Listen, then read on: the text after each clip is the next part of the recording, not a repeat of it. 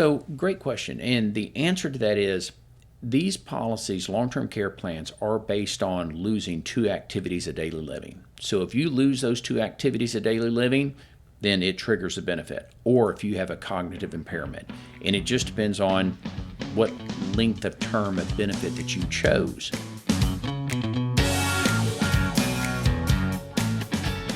Good morning. Today, our guest is a return guest, Warren Kolb, with Individual Insurance Solutions. Welcome back to the Senior Life Network podcast, Warren. All right. Well, thank you, Fred. Appreciate you having me. We had a lot of great information last time. We spoke about Medicare. We spoke about traditional Advantage. We talked about the alphabet of Medicare, A through E. We talked about the plans, which are A through N. And there was just some great information. So thank you for that. Sure. Unfortunately, sometimes we bring these things out and we realize that we have more questions than answers. So thank you, because you really pushed into some areas that I didn't even think were concerned. So thank you so much. Okay, great. You've got over 38 years of experience selling Medicare, selling health insurance plans.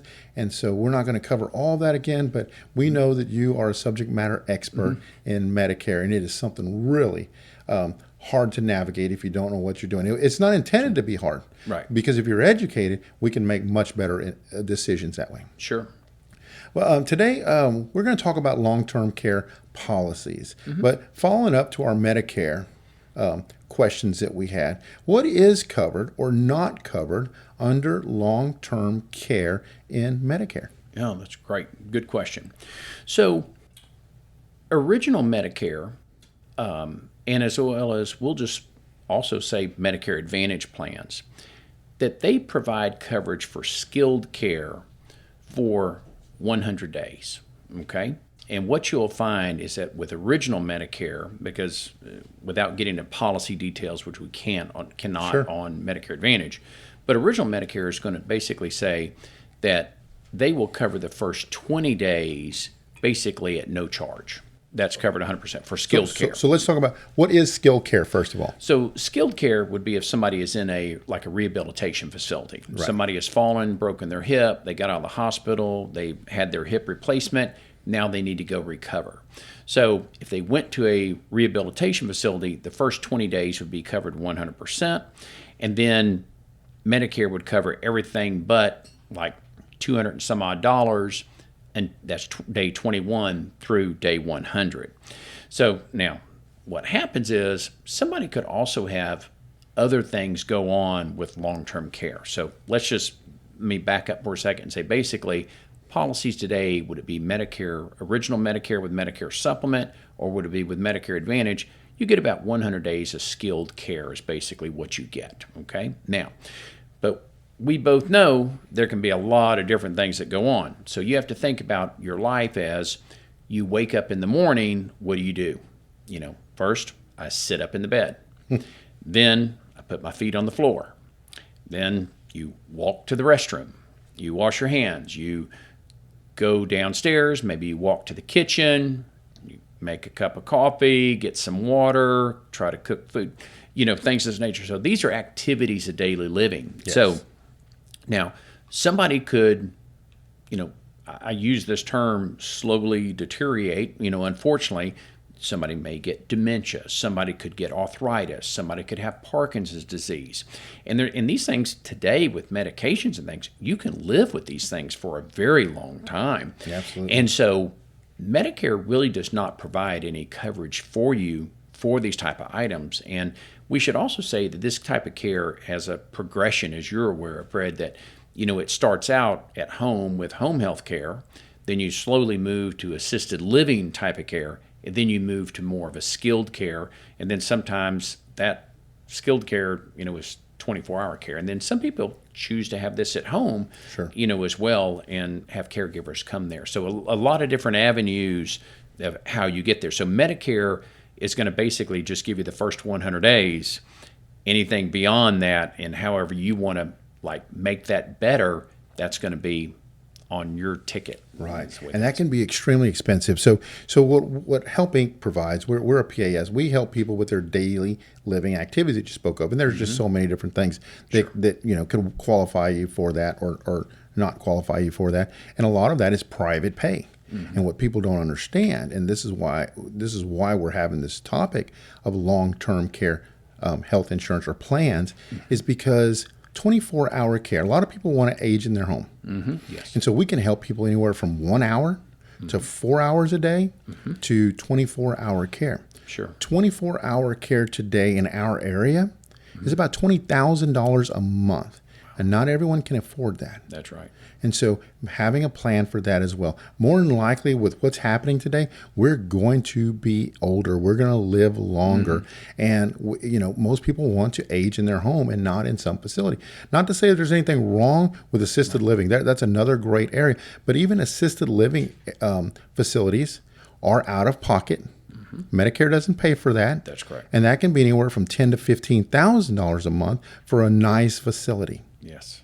So I think one of the answers to that, or something to help in that, are these long-term care insurance plans. Yes. What does that look like? Tell me what a long-term care insurance policy would look like. Sure. No, great question. And so a long-term care insurance policy basically allows you to, it helps you with financing your long-term care services. If not, it's going to be completely self-pay, as you have stated underneath here. And we just don't know how long we may live in these type of conditions. So I heard something the other day and read something the other day, and it said that I believe that the average age that a male makes claim is age 82 or 80. No, excuse me. The male makes claim at 82. Male makes claim at 80. And a female makes claim at 82 on average. Now, it does depend on if somebody has dementia, and that tends to be a much longer claim underneath there. So with a long-term care policy, you have two ways that you qualify for benefits. And that is either you lose 2 activities of daily living, like we talked about earlier. I can't bathe myself, I can't dress myself, I can't cook myself, etc. Or if I have a cognitive impairment. And then it triggers a benefit. And then that pays a monthly benefit. And depending on the policy that I chose, I could have chose a plan that maybe has a benefit as short as 2 years, maybe 3 years, maybe a 5-year benefit, but I could also choose a plan that has a lifetime benefit as well. So there are different variations. Now also, I can choose the dollar amount, because maybe somebody may say, well, Warren, I have a good amount of savings, but I really want to leave my kids some money underneath here, and I also don't want to run out of money. So maybe somebody buys a benefit of like $7,500 because to kind of keep the premium somewhat lower and also kind of hedge their bet a little bit that maybe if they don't make claim, that they don't go and invest a tremendous amount into a policy that they never use. So that's one thing that we help provide people guidance. Now, there can be situations that I will just say that there are some tax deductibilities of long-term care plans, and it's too much to go into on this conversation, but that can make things a lot more attractive that a lot of people are not aware of, that there are some tax deductibility features of either you owning a business and paying for your premiums, or would it be even you as an individual paying part of your premiums, that there can be some tax deductibility. So that a lot of benefits that the government wants you to get these type of policies because they know what's coming with the wave of people in the baby boomer age. It's coming. We're seeing it at Help Inc. We're seeing it quite often, every day. And so one of the things, I'm 57 years old. Yeah, I'm definitely thinking about it now. Sure. But obviously I'm in this business. I see it every day.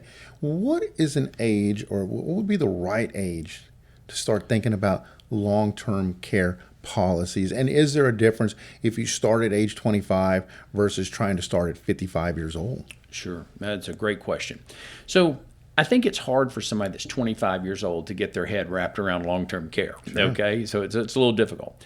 I think that real category where people find a lot of interest in it is in their late 50s where their parents start to deal with it, or they get into it a year or two and they're like, gosh, we better start thinking about this for ourselves. How are we going to afford this? Because, if our parents are living this long and they're living with these conditions, that we're going to live with it, because the fastest growing segment of the population are the centurions, the people that are age 100. That's the fastest growing segment. Right. And so, people our age, and you and I are right at the same age, they're going to be living a lot longer with these conditions. Well, let me go back. Apologize. No. That's great. I think these are all great. It's the segue into what we're talking about. Sure. That's great. So if you look at these policies, I would just, come down to, it depends on what somebody's financial situation is, okay? When somebody's 57, 58, they're going to start to see this. There are plans that they can pay with on a monthly premium basis. There's plans that they can purchase with a single premium.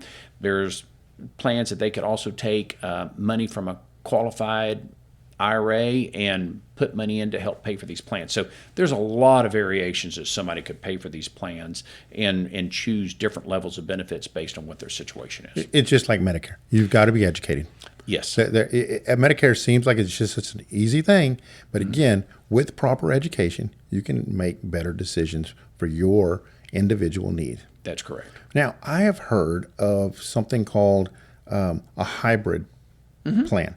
So can you talk a little bit about what a hybrid plan is and how that might work? Absolutely. And there's really two different types of hybrids. Let's say there's three different types of policies out there. So you have just a long-term care plan that you purchase that is truly just a long-term care policy itself, okay? You pay a monthly premium, you buy a set monthly benefit, and that's the way it works. Now, there's also another type of plan of a hybrid, like you say, that can be a life insurance policy and that has a long-term care rider to it. Those are becoming very popular, and I think they're very good. And the reason why a lot of people like those plans is that I'm going to pay this premium for this policy, and if I don't make claim, but let's just say that I pass away, there's a benefit. And so you could have that policy, and you have a death benefit basically, right, in addition to monthly benefits. Now, on those life insurance policies that pay out long-term care benefits, they do take benefits away from what that life insurance benefit is. So if you buy a plan with a set amount of like $500,000, things of that nature, then in which you spend out those dollars early, you haven't passed away, but you're just using the death benefit to pay your long-term care. And then you also have annuity-based type products that are available as well. And then those products can have longer-term benefits on those as well. So there's a lot to it. There is. But I can tell you, again, from my perspective, even if you're extremely wealthy, $20,000 a month, because we want the best for our spouse. That's what we see. Sure. People want their spouse staying at home. They want their parents staying at home because that's what they want. 24-hour care, $20,000 a month. Again, that's our area. This could be $30,000 in the Round Rock area or different areas. It obviously goes up depending on where you're living. That's a lot. That taps into your wealth really quickly, and it doesn't matter if you're a millionaire. It'll tap into that very fast. So what those people typically do, who do have the money, is they're already speaking to their financial advisors, and they're working on that. But a lot of these people, they are the ones who got those long-term care plans, and they're protecting their wealth as well, because that wealth is not necessarily for you anymore. That wealth is what you're trying to pass on to your family, your spouse, your kids. Sure. And Brett, you're exactly right. And one of those I just want to circle back real quick, and because I don't think I answered your question 100% earlier, and that is what age is good to choose one of these plans? So it's hard at 25, but people that are in their 50s, seeing their parents go through it, is really kind of that perfect age. But the one thing is that you really want to do is, while you're healthy, you want to look at getting one of these type of plans. That is the secret. Because if you wait until you have a condition and then try to go get it, you're not going to be able to get it. Right. So that's the one thing I just want to add in there with that. I didn't do that earlier, and apologize. No. I'm glad you brought that up. One of the things that I thought of as we were speaking is, so we have the long-term care. Long-term care plans will help you if you wind up in assisted living. Medicare Again, only if you're in skilled That's correct. and only for a period of time. So what happens if you don't have anything but Medicare and you're not wealthy? You're, a matter of fact, you're getting by on Social Security, and you wind up really sick. Well, so, and I will speak from example that of my 4 grandparents, 3 of them passed away on Medicaid in a nursing home. So very familiar with what that looks like, and it's not great. It's not great. It's not great at all. No, and I'm glad I've just brought it up because I know that is something that most people don't realize. Yes. Does Medicare pay for a nursing home? No. So what would end up happening is you would exhaust all of your means, and then you go on Medicaid. Right. Is what happens. And I will tell you that there is a difference in a private payer facility versus a Medicaid facility. There are 2 different levels of that. And and they say that you can determine that by just walking in the door and with your nose. Yes. That is exactly right. Yeah, Yes, exactly no doubt, right. no doubt. That is true. That is true. Yeah. So much. No. I wasn't sure if I should say it or not, but since I you know. were saying, I agree It's the truth. 100%. Again, being a paramedic for so long, you can tell the difference when you walk in and your nose is the telltale. And it's sad. And that's the bad thing. It's sad. And so we don't want to wind up in here. But most people have no idea that they're not going to be able to afford this. Right. And then the other thing is that with some of these long-term care plans, they can have cash benefits to them as well. So that if you have family that's taking care of you and things of that nature, that there are benefits that are available for that. And the other thing is that's very important about having one of these type of plans is that these plans are with the long-term care policy, they can be very tax efficient. Because if you think about this, if somebody says, well, you know what, I have plenty of money, I'm going to deal with this by pulling money out of my savings, my investments, and have that. Well, what happens if you have a lot of money invested, and let's say the market's down 20 or 30%? Yeah. And oh, by the way, now I got to go pull the money out, and it's down, but also I got to pay taxes on it as I withdraw it. So there's a lot of tax efficiencies with long-term care policies that can be very attractive. No, I think it's really important, and again, with all of the clients who I take care of in their home with caregivers, I think the ones who fare out the best are the ones who have long-term care coverage of some kind. Sure. So let's talk about this. I don't even know if you can answer it because I know it's going to be just all over the place. But how much does that cost? Is long-term care going up in price now because we're living to be 100 years old now? Yeah, and it's a great question, and it's very hard to answer that. It is age-driven. That's number one. It's also health-driven. So somebody could be like, working every day and exercising, but they had a heart attack 3 years ago, and so that has a blemish on the record, so it could make prices more. It does depend on what benefit amount that they want. Are they tobacco users, non-tobacco? So, there are variations of that. So I would just say it's really one of those things that we have to get somebody's age and, talk to them a little bit about medical history and things of nature to be able to provide them with what a proposal is. Yeah. But I think that, in many cases that people, when they look at the numbers, they do decide to purchase these plans because they know what the alternative is. And a lot of people do like these plans of what you brought up today, Fred, about the hybrid type of plans, so that even because a lot of people's worries are that I go buy this and I never use it. But if that's the case with these hybrid type plans, they do have a death benefit to them. So your beneficiary would receive some benefits for that. Let me ask you this. Will these hybrid plans, and again, it's all dependent. There's variables. But with the let's just say you picked the exact right thing. You got really lucky. You did your research. Somebody sat down with you. If I wind up in an assisted living facility, will this cover a portion or all of that for so many years? So great question. And the answer to that is these policies, long-term care plans, are based on losing 2 activities of daily living. So if you lose those 2 activities of daily living, then it triggers a benefit. Or if you have a cognitive impairment. And it just depends on what length of term of benefit that you chose.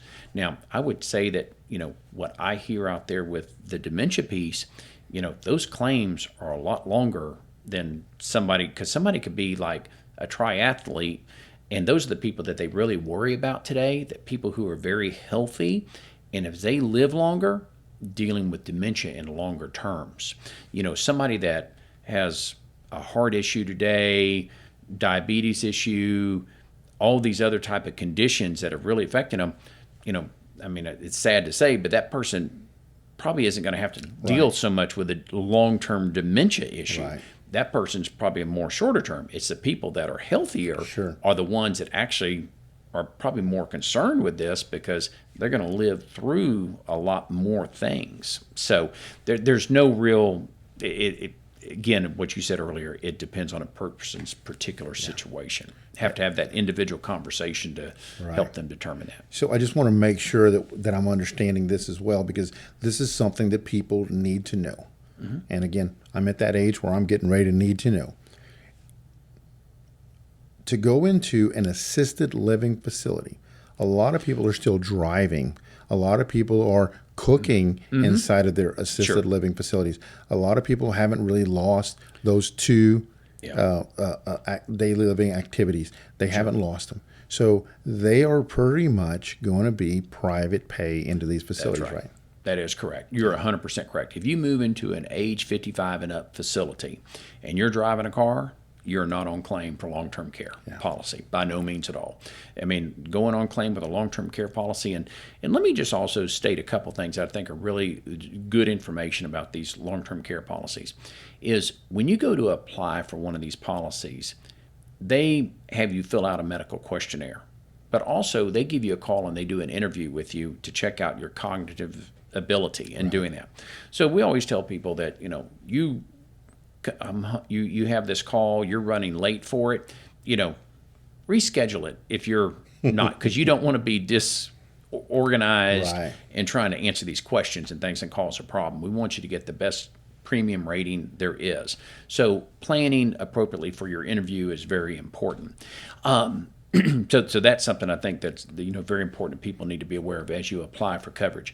The second piece underneath here is that, health underneath here of qualifying this, you pay for these long-term care plans with your health, okay, is what you do. And then, because that depends on what the cost, driver is. And then I would just say that with going and looking at these facilities underneath here, we're all going to want the best. We all want to stay at our home. But you're 100% correct. What this cost is, I mean, it's really scary about how much this stuff costs. So I think definitely talking about this and looking at what these plans are is important to everybody is what I'm trying to say. Yeah. Now, let me ask you this about the hybrid program, if you don't mind. Is there a hybrid program, and I think you might have touched on this, but is there a policy that I could purchase, one of these $500,000 ones, that I could use at my discretion to go into an assisted living facility, or do I still have to meet that criteria of missing out on these two daily living activities? You got to have the qualifying event. You got to have the qualifying event. That is correct. That's important to know. So yes. Again, we've got to start taking care of ourselves. Sure. We need to change the terminology that we use, I think, daily, from healthcare to medicine care. Yeah. Because it's different. Sure. Healthcare should be us taking care of our health. Right. It should be us walking more, eating right, taking care of these things that are going to lead to these medical issues, because we're going to live longer now. Oh, yes.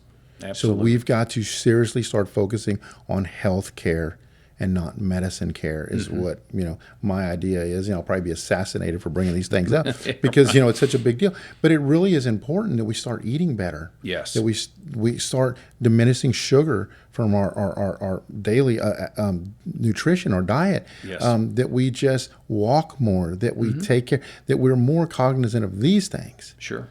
Because, again, we're going to get older.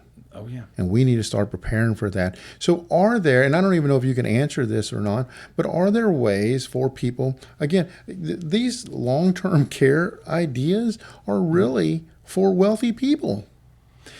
Well, and I will say that the premiums are not inexpensive, $50 a month premiums, by no means at all. The premiums are more. And the older you get, the more expensive they get.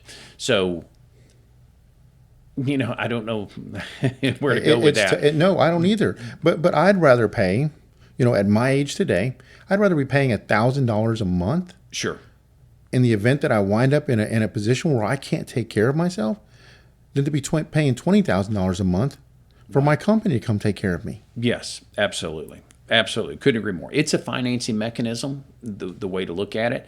But again, as I say, that there are some tax deductibility pieces out there that can help make these plans more affordable for people. I've got so many questions. I don't know what all to do. But what would you say? What are some of the biggest mistakes that people make with choosing a long-term care policy? Well, I think the biggest mistake that I've seen people do is do nothing. Amen. And then they end up having a heart attack, and then they cannot purchase a policy. Right. That's the biggest mistake that we see. Other than that, it's either you move forward with taking action to get you a plan like that, or you don't. And the people that don't take any action with it, and there are some people that have plenty of money that just say, hey, there's just really, it's not relevant for me. Okay, no problem at all. But if it is something that, you're looking at it from a wealth aspect of transferring money to your children, and you're looking at it from a perspective that, hey, this is an affordable premium, I'm able to get this, that's great. Now, one of the things I would like to say, because I think that, there's lots of information that's out there, okay? I will say that when long-term care plans came out, like in the early 90s, the late 80s, those plans that were put out there, a lot of those plans were too good to be true. And those plans actually bankrupted some insurance companies. And because what happened was people went and bought these long-term care policies, and the insurance companies factored in what they thought would be a lapse ratio where people wouldn't keep them so long, and that they would basically terminate them, and they were thinking that there weren't going to be as much in claims. Well, what happens when someone buys one of these long-term care policies? They keep them. They don't get rid of them. So there was no lapse factor going into this. So people buy these policies, these people keep them. Some of those plans did have rate adjustment pieces to them, and those plans have gone up over time. Some of these new plans that are hybrid plans, I would say, is that you look at these, some of them that are very nice, they have features to them to where they cannot increase the premiums. So if you buy those plans today and you get a good premium, that's a locked-in premium for you from now on in doing that. Yeah, I think that's important. I've seen a lot of these companies that we used to deal with, or you can't buy these policies anymore. That's true. I can't think of it. It was called Genway or something like that. There was a product out there. John Hancock is one that we still get a lot of today. But everything that I'm finding now, or especially for someone my age, is that these hybrid programs seem to be the best for me. Sure. And again, everyone is different. Sure. You've got people from people from just above poverty to Yes. people who are extremely wealthy, Yes. and we're all going to get older. Right. That's our goal. Is to get older. And again, if you're trying to take care of your family, if you're trying to take the burden off of them, but what people don't realize is that caregiving for a family member, while it shouldn't be a burden, it is burdensome. It is cumbersome. Yeah. There's a lot of work. And so you get to a point, especially, hopefully what happens is you can take care of your spouse for a first, few years. And as things start to get more difficult, that's when they start looking for caregivers to come in, give that family caregiver a break. Yes. And that's when these policies really can come in handy. And you can really help sit with the family and help manage. How long do we think they're going to make it? Sure. How much care should we be giving? Because you don't want to get rid of it all at the beginning, and they wind up living 2 years longer. Right. So there's a lot to think about in all these policies. No, there are. Well, again, this is another great topic. I think the biggest thing that, what people don't really know is that this product exists. Right. That's correct. It's probably the least talked about. Yes. And, and the one thing I would like to just go back to what you just mentioned, what used to happen 30 and 40 years ago was that people used to live closer to their relatives. Yes. And today, people are very transient. My wife, our oldest daughter, she's 24, but she lives in New York. I mean, she's not here. She's working up there. She, kind of has a life. And so where, even here in Houston, Texas, I mean, you have people that live in other parts of town. You don't necessarily, just because you were born and raised in, say, Alvin, Texas, Right. do all your kids stay there and live 3 doors down to where they can come down and check on you. Well, they could still live in Texas, but in Dallas. Yeah, that's right. And, that's a 5-hour drive now. That's right. Any way you slice it with traffic. But you're absolutely right. My son lives in Boston. Yeah. There And you so, go. again, that is a big thing. People lived closer, or a lot of times they took them into their own home. That's right. But you can't do that now. No. And what happens a lot of times is people still want to remain independent as much as they can. And I think that's why so much of this has to be private pay. That's right. Because how do you regulate it? That's right. How do you regulate that? If people are just, hey, I just need help with this. I just need help. I need help with some of these things. Not necessarily the daily living activities, but I need help cooking and cleaning. Sure. And, I can't drive anymore. I need to get to my doctor's appointment. I need to get to my hair appointment. Right. And so a lot of that requires, because your kids aren't here locally, That's right. it requires having a caregiver come in and help you with some of those things. Sure.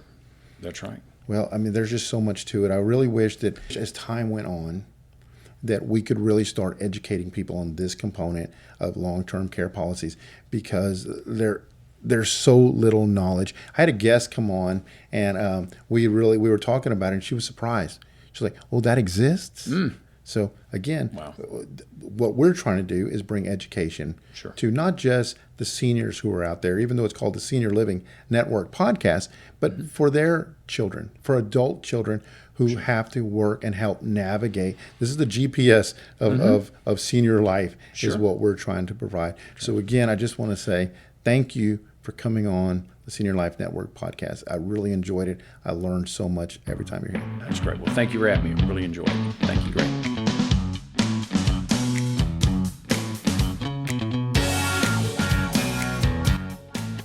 Today's episode was sponsored by Help Inc.